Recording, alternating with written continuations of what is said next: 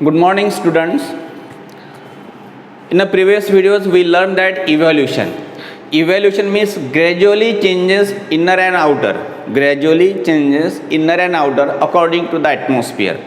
We said that the evolution. In this way, today we have to discuss here evolution of mankind. Evolution of mankind.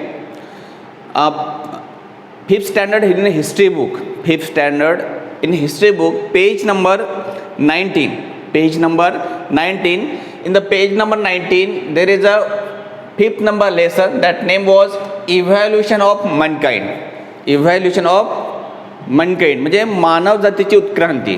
म्हणजे मानव जात कशा प्रकारे निर्माण झालेली असेल, आताची जी मानव जात आहे या अगोदरची मानव जात कशी असेल, त्याही अगोदरची मानव जात कशी असेल आणि सुरुवातीमध्ये कुठल्या प्राण्यापासून ती मानव जात तयार झालेली असेल, ही सगळी माहिती आपल्याला इथे पाहायची आहे.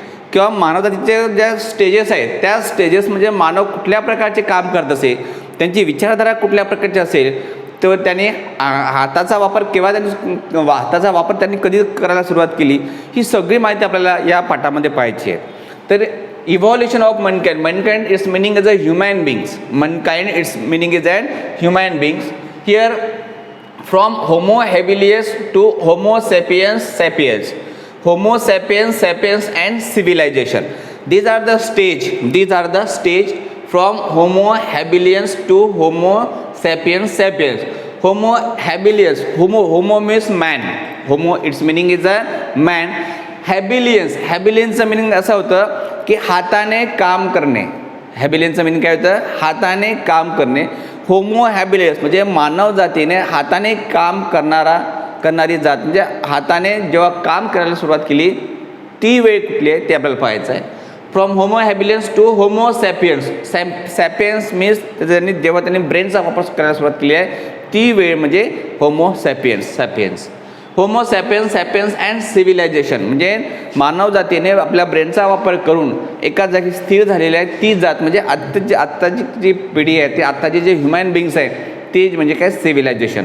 आता ह्या ज्या स्टेजेस आहे ह्या स्टेजेसचा आपल्याला इथे सगळ्यांचा आपल्याला अभ्यास करायचा आहे. बघा everybody open your page number 19 your history book. In the previous lesson, we learned that the primitive man evolved from apes. The next step for humans was learning to use their hands effectively to make tools. Its meaning is that primitive person म्हणजे काय होतं? सुरुवातीतला माणूस. Primitive पर्सनचा meaning काय होतं? अगदी सुरुवातीतला माणूस तो. आता या प्रिमिटिव्ह माणूस कसा तयार झालेला होता? ॲपिसपासून तयार झालेला होता. ॲपिसच्या उत्क्रांतीपासून आपण तयार झालेला हे आपण बघितलेलं आहे. ॲपिसचा मिनिंग काय होतं? वानर. जे वानर जातीपासून मानवजात तयार झालेले हे आपल्याला माहीत आहे. हे आपण मागच्या लेसनमध्ये शिकलेलं, म्हणजे या अगोदरच्या लेसनमध्ये शिकलेलं. त्या लेसनचं नाव होतं evaluation. In the previous lesson, we learned the primitive man evolved from apes. The next step for human was learning to use their hands effectively to make tools. म्हणजे त्याचं नेमकं काय करायचं आपल्याला? The next step for humans was learning to use their hands effectively to make tools. म्हणजे मानव जातीने आपल्या हाताचा कधी इफेक्टिव्हली म्हणजे प्रभावीपणे वापर करायला सुरुवात केली त्या स्टेजेस आपल्याला इथे पाहायचे आहेत. म्हणजे मानवाने आपल्या हाताचा कधी वापर केला आणि मानवाने आपल्या ब्रेनचा कधी वापर केला या दोन्हीही गोष्टी आपल्याला या स्टेजमध्ये या लेसनमध्ये आपल्याला बघायच्या आहेत. Listen first, from homo हॅबिलियन्स to homo sapiens. जे फ्रॉम होमो हॅबिलियन्स म्हणजे मानवाने स्वतःच्या हाताचा वापर करण्यापासून ते होमो सॅपियन्सचा म्हणजे मानवाने आपल्या स्वतःच्या ब्रेनचा वापर करेपर्यंतचा जो कालावधी होता या कालावधीचा आपल्याला थोडक्यात अभ्यास करायचा आहे. द स्किल्ड ह्युमन, त्याच मानवाला आपण काय म्हणतो? स्किल्ड ह्युमन म्हणजे कौशल्यवान माणूस. जे पूर्वीचा जो माणूस होता तो फक्त काय करायचा? इकडे तिकडे फिरायचा, आपण स्वतः जेवण कसं करायचं किंवा स्वतःचे फळं कसे खायचे, मांस कसं खायचं हे त्यांना माहीत होतं. परंतु आपल्या स्वतःच्या हाताने टूल्स कशा बनवायच्या, टूल्स म्हणजे साहित्य किंवा अवजारे कसे बनवायचे हे मानवजात त्यावेळेस तो शिकलेला होता. त्यानंतर बघा एक थोडं तुम्हाला चित्र दिलेलं आहे. हे चित्र आहे म्हणजे त्यावेळेसचा हा जो मानवजात होती ही मानवजात अशा प्रकारे दिसत असे. आणि या मानवजातीने ज्या बनवलेल्या ज्या काही वस्तू होत्या ह्या वस्तू अशा प्रकारच्या बनवलेल्या होत्या. ही झाली त्यावेळेसचे अवजारे. आजच्या काळातली अवजारे आपण दगडांपासून बनवल्या जात नव्हती, पण त्यावेळेसचे अवजारे हे दगडांपासून, लाकडांपासून किंवा मेलेल्या जनावरांची जी हाडे होती त्या हाडांपासून हे टूल्स किंवा अवजारे बनवल्या जात असे. आता बघा आपल्याला याच्यामध्ये काय त्याला आपण द स्किल ह्युमॅन म्हणजे कौशल्यवान माणूस असं त्याला म्हणत असतो आपण. The सेपीस of humans who could use their hands skillfully is known as the skilled human. The first evidence of this species was given here. Listen, आपण त्याला काय म्हणतो species of human who could use their hands skillfully is known as the skilled human. म्हणजे ज्यावेळेस त्या मानव जातीने आपल्या हाताचा वापर केला तेव्हापासून त्या मानव जातीला आपण स्किल ह्युमन असं म्हणत असेल. The first evidence has given there. The first evidence had found in the border region between the Tanzania and Kenya in the continent of Africa. Africa कॉन्टिनेंटमध्ये तांझानिया अँड केनिया या दोन शहराच्या बॉर्डरच्या मध्यभागामध्ये अशा प्रकारचे skilful person आपल्याला दिसून आलेलं होतं. म्हणजे ज्या भागामध्ये कुठल्या तांझानिया आणि केनिया हे दोन्ही देश कुठे आहेत ते कॉन्टिनेंट ऑफ आफ्रिका खंडामध्ये असणाऱ्या दोन्ही शहराच्या अगदी मध्यभागामध्ये आपल्याला स्किलफुल ह्युमन्स आपल्याला आढळलेले होते. The scientist Louis Leakey who discovered the species name it homo habilians because their fossilize remains. आणि त्यांनी काय केलं त्या व्यक्तीला जे नाव दिलेलं होतं ते नावमध्ये काय दिलं होतं होमो हिबिलियस असं त्याला नाव दिलं होतं. याच्यामागचं कारण असं होतं होमो म्हणजे मॅन आणि हिबिलियस म्हणजे काय होतं हाताने बनवलेलं हाताने प्रभावित होणे म्हणजे ज्या वस्तू त्यांनी हाताने बनवलेल्या होत्या त्यावेळेस त्याला ते नाव दिलं होतं होमो हिबिलियन्स हे नाव देण्यामागचं कारण होतं लुईस लिकी या सायंटिस्टने त्याचं संशोधन केलेलं होतं डिस्कवर केलं होतं रिसर्च केलेलं होतं आणि त्यामुळे त्यांनी तो पहिली मानव त्यांनी हाताने वस्तू बनवताना की हाताने अवजारे बनवताना त्यांनी पाहिलेली होती म्हणून त्यांनी होमो हिबियस असं त्याला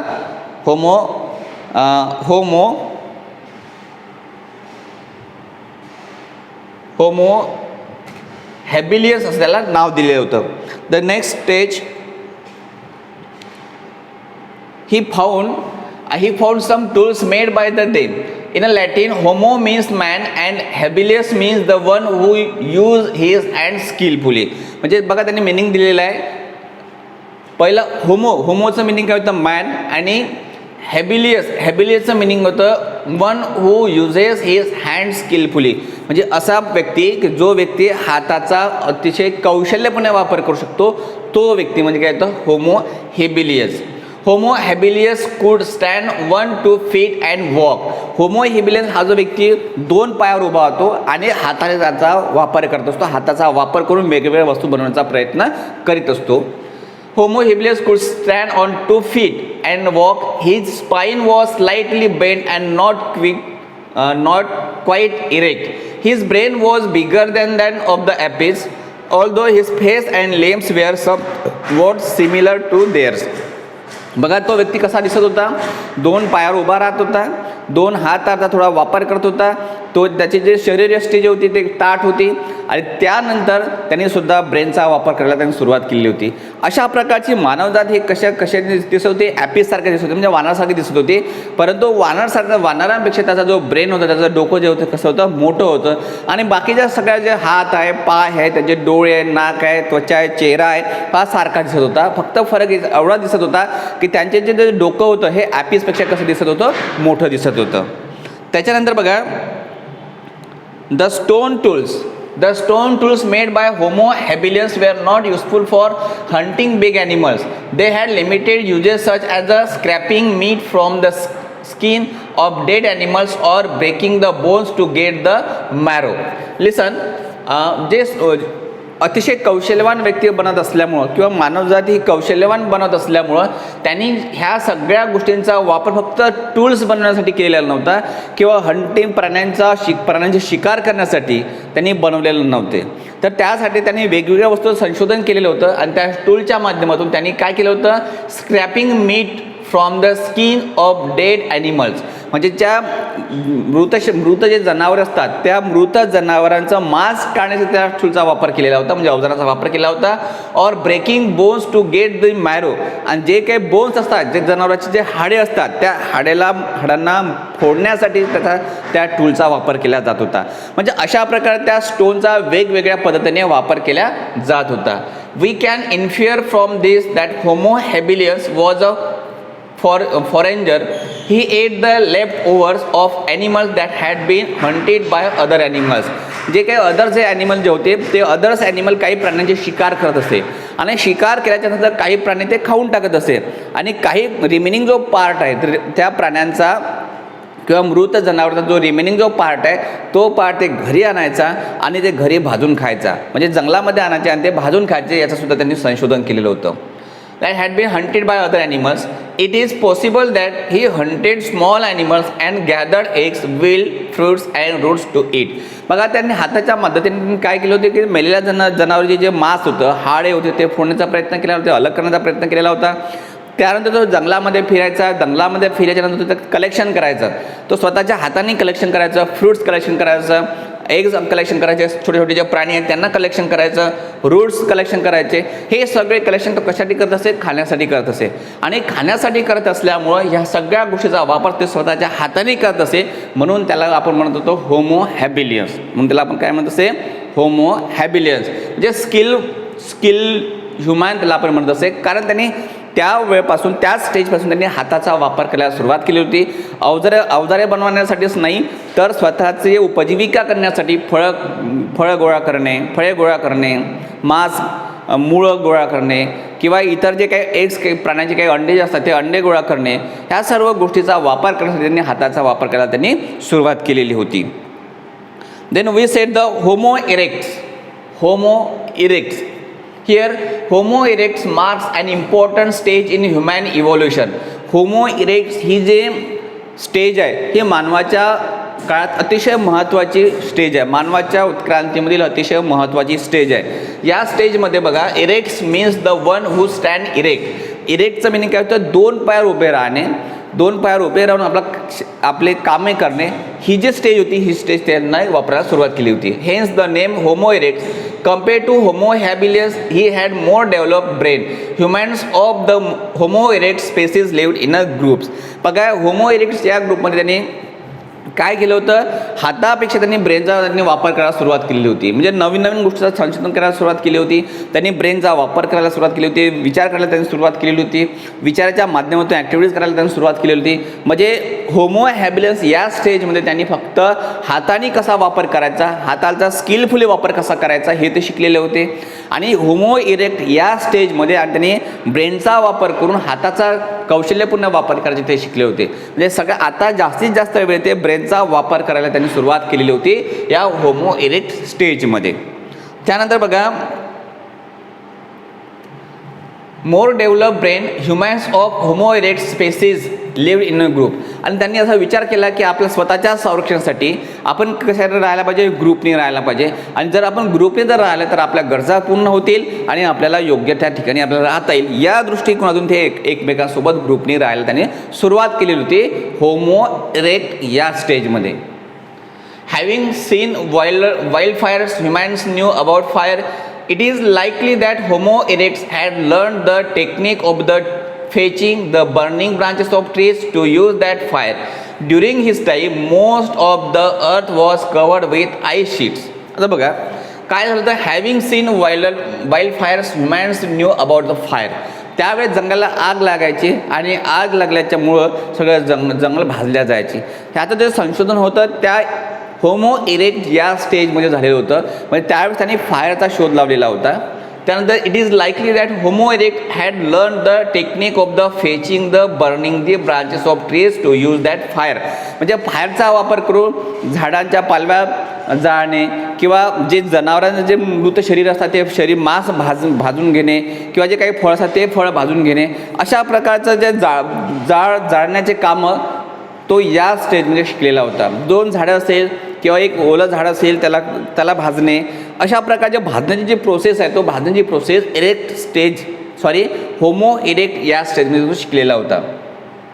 during his time most of the earth was covered with ice sheet आणि या स्टेजमध्ये काही अशा भागामध्ये काय बर्फाचं प्रमाण जास्त होतं. सर्व वातावरणामध्ये बर्फाचं वातावरण दिसलं जात होतं, म्हणजे बर्फाने पूर्ण भाग आच्छादितलेला होता.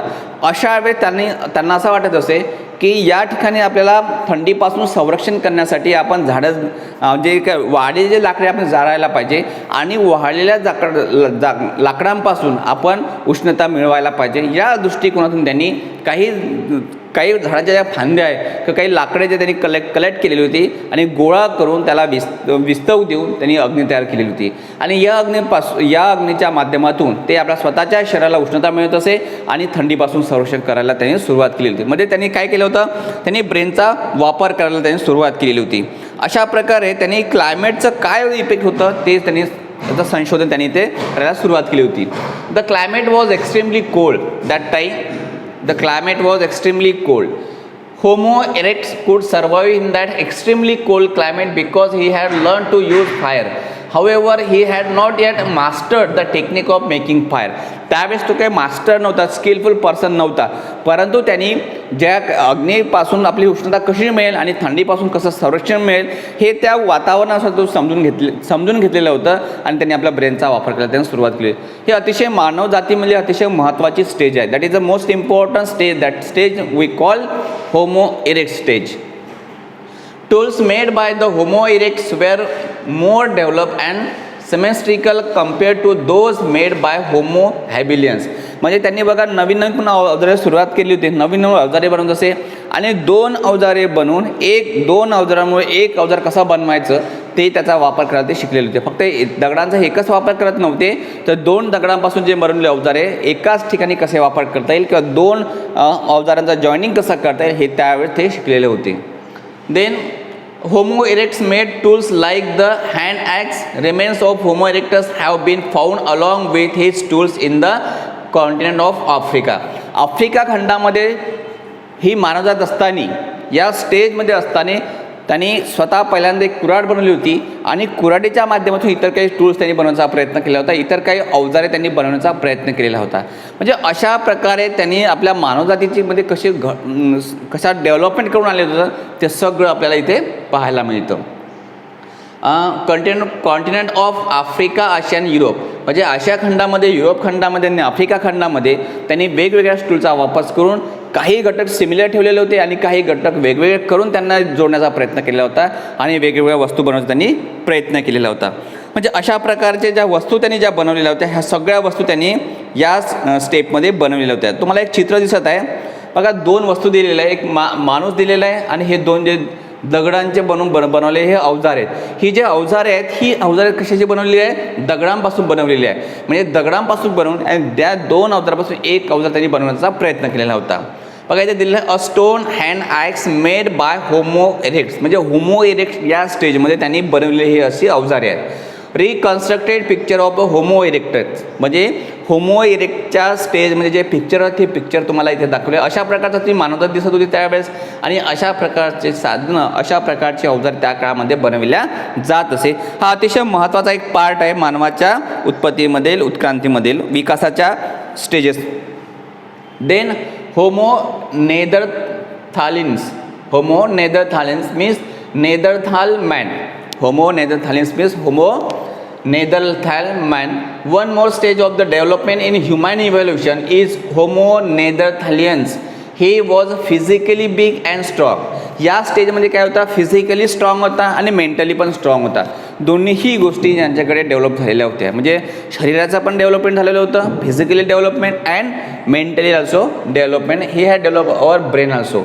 Therefore, he was a physically big and strong. He is commonly known as a Neanderthal man because his remains were first found at the Neanderthal in the Germany. Germany भागामध्ये एक नेदरथल नावाचा प्लेस होतं. या प्लेसमध्ये अशा प्रकारचे माणसे पहिल्यांदाच आढळल्या गेलेले आहेत, पाहायला गेलेले आहेत, म्हणून त्याला आपण काय म्हणत असतो, होमो नेदरथॅलियन्स किंवा नेदरथॅल मॅन. अशा प्रकारचे मानवजात आपण कुठे पाहिले होते आपण, जर्मनीमध्ये. मग जर्मनीमध्ये अशा प्रकारची मानवजात पाहिल्याच्या नंतर हे जे मानवजात आपल्याला दिसून पडते ही अशा प्रकारची मानवजात आपण पाहायला मिळतं. म्हणजे यामध्ये थोडेफार चेंजेस झालेले आहे.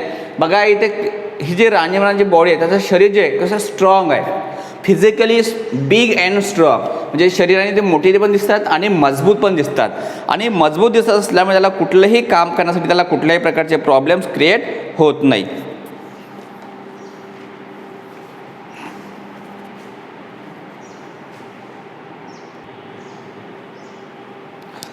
His brain was developed. His brain was more developed. Whose brain was more developed? Means Neanderthal man's. Then we discuss here place in Germany. His brain was more developed than the Homo erectus. म्हणजे Homo erectus या स्टेजवरच्या माणसांपेक्षा या ठिकाणचा जो माणूस आहे नेदरथल man याचा जी brain होता खूप डेव्हलप झालेला होता, खूप विकसित झालेला होता. The Neanderthals primarily lived in a caves. अशा स्टेजवरचा जो माणूस सर्वप्रथम कुठे राहत होता? केव म्हणजे गुहेमध्ये राहत होता. They made tools out of big pebbles as well as the from the flakes scrabbles of from them. ते दगडांपासून जे मोठमोठ्या प्रकारचे हत्यार ते बनवत असे. Such tools were fixed on a bone or wooden shaft to make weapons like the spear, axe, etc. ते जे सगळे जे दगडांपासून किंवा बोन्सपासून जे काही अवजारे बनवल्या जात असे ते सगळे जे अवजारं हे वेगवेगळ्या वेगवेगळे वेपन्स मुख्य शस्त्र म्हणून त्याचा वापर केला जात असे आणि प्राण्यांची हंटिंग करण्यासाठी किंवा प्राण्यांपासून संरक्षण करण्यासाठी त्याचा वापर केला जात असे. The Neanderthals hunting big animals. They use scrapers made from stones flakes to scrape meat from the hide of dead animals. ते मोठमोठ्या प्राण्यांची ते जंगलामधील असणाऱ्या मोठमोठ्या प्राण्यांची ते शिकार करायचे आणि त्या प्राण्यांचं मांस काढण्यासाठी या शस्त्रांचा या अवजारांचा ते वापर करायचे. डेड ॲनिमल्स म्हणजे काय होतं? मृत animals. Then they use leather clothing आणि त्या मांसांचा जो वापर करत असे ते त्या मृत ॲनिमल्स किंवा मृत प्राण्यांचे जे मांस असायचे त्याला आपण मीट म्हणत असतो ते मांस ते आपल्या अवजारांनी काढायचे आणि ते एक बेडशीट म्हणून किंवा जमिनीवर टाकायचे आणि त्याच्यावर ते झोपे जायचे यासाठी ते वापर करायचे. Clothing. They were mainly meat eaters. They were mainly eat meters. त्याचं मुख्य जे खाद्य जे होतं ते फक्त मीट म्हणजे मांस खायचे. They ate meat roasted on fire. ते मीठ जे खायचं ते कसं खायचं? जे फायर जे अग्नी असतं त्या अग्नीवर ते भाजून खायचे. They knew the art of making fire by rubbing sticks of hard wood on each other or by striking one flint stone on the another to obtain the spark. म्हणजे दोन्ही दगड एकमेकावर घासायचे. दोन्ही दगड एकमेकावर घासून ते लाकडाच्या साहाय्याने ते संपूर्ण मांस भाजून घ्यायचे आणि मांस भाजल्याच्यानंतर ते मांस खायचे. अशा प्रकारचे जे काम जे होते हे काम कोण करत असे? त्यावेळेचा नेदरथल मॅन. म्हणजे तो मॅन कसा होता? पॉवरफुल होता, स्ट्रॉंग होता आणि बिग पण होता. हे सगळे तो खाण्यासाठी प्रयत्न करायचा. यानंतर बघा, it is likely that the Neanderthals had develop some artist skill. Some scientist believe that they also communicated with each other by producing grunts and other primary sounds. बघा हे जे सगळे जे काम करत असे त्यामुळे त्यांचे जे आर्टिस्ट स्किल म्हणजे ती जे स्किल त्याची डेव्हलप झालेली होती ते कलावंत बनल्यासारखे दिसत होते. वेगवेगळ्या दगडांपासून, लाकडांपासून किंवा बोन्सपासून हत्यारे बनत असे. हे सगळं झाल्याच्यानंतर त्यांनी मग ते हळूहळू कम्युनिकेट करायला लागलेले होते. या स्टेजमधला माणूस कम्युनिकेट करायला लागला म्हणजे काय होतं? एकमेकांची भाषा बोलण्याचा प्रयत्न करू लागले. पण या भाषा बोलण्याच्या अगोदर ते प्रायमरी स्टेजवर ते वेगवेगळ्या प्रकारचे प्राथमिक आवाज काढायचे. बघा, producing the grunts and other primary sounds. एक छोटे मोठे आवाज काढायचे आणि या छोट्या मोठ्या आवाजाच्या माध्यमातून एकत्र व्हायचे किंवा त्या आपले विचारांचे आदानप्रदान करण्याचा ते प्रयत्न करायचे आणि या आवाजांच्या आधारे ते आपापल्या ॲक्टिव्हिटीज करण्याचा ते प्रयत्न करायचे.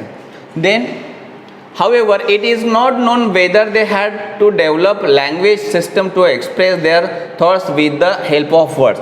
म्हणजे आपल्या शब्दांच्या मदतीने ते आपल्या भाषेचा वापर करायला शिकायला सुरुवात केलेली होती. म्हणजे या स्टेजमध्ये मानवजात कुठल्याही प्रकारची भाषा बोलत नव्हते, परंतु वेगवेगळ्या प्रकारचे आवाज काढत असल्यामुळे त्या वेगवेगळ्या आवाजाच्या माध्यमातून आपण कुठल्या प्रकारच्या ॲक्टिव्हिटीज करायच्या, कुठल्या प्रकारची कृती करायची हे ते त्यावेळेस शिकलेले होते. आणि असं करता करता हळूहळू त्यांनी आपल्या भाषेमध्ये सुधारणा करण्याचा त्यांनी प्रयत्न केलेला होता.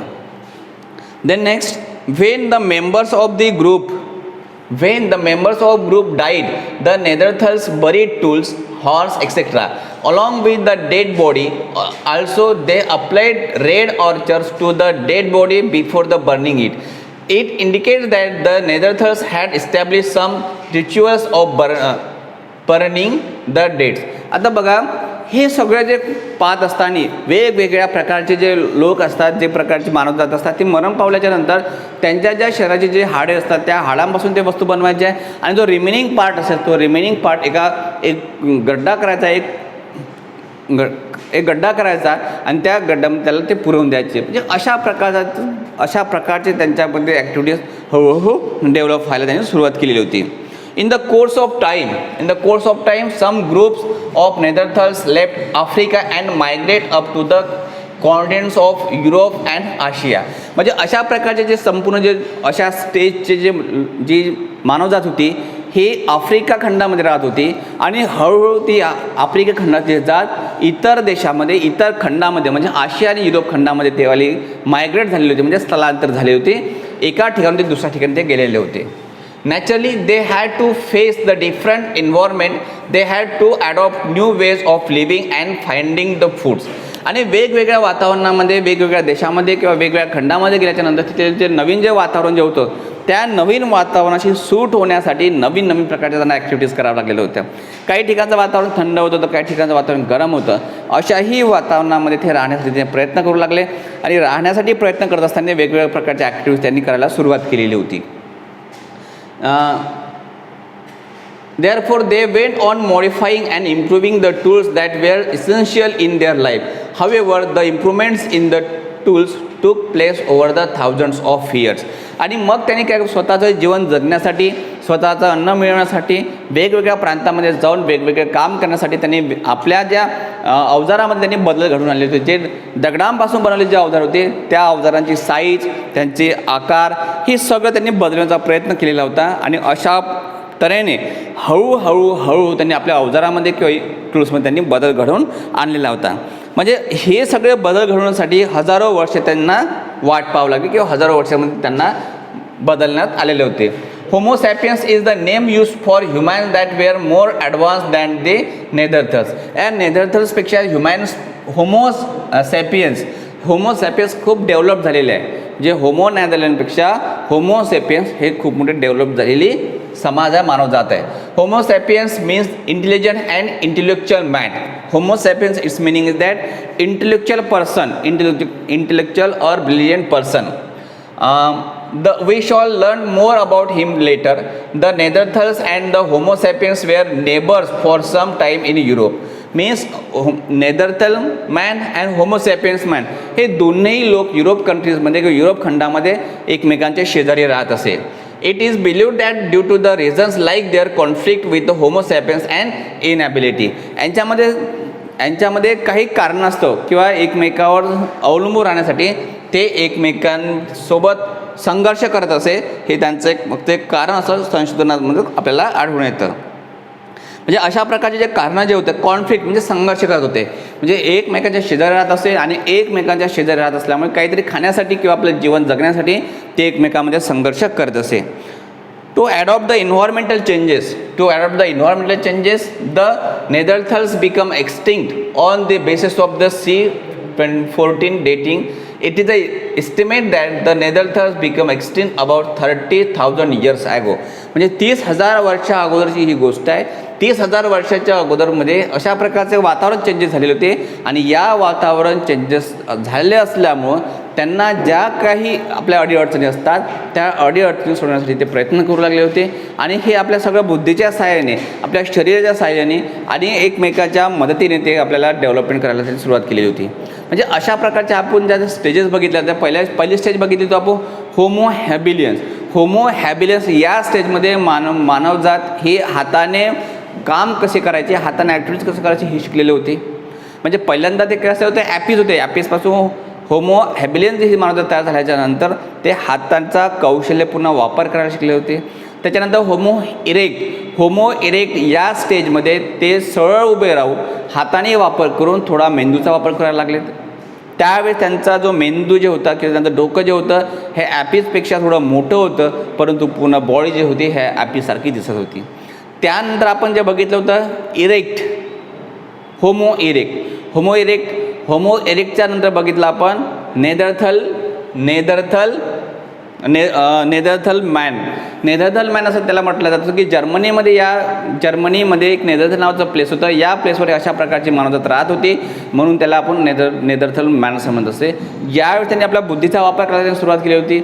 खूप बुद्धीचा वापर करून ते हुशार बनण्याचा त्यांनी प्रयत्न केला होता आणि स्वतःच्या बुद्धीचा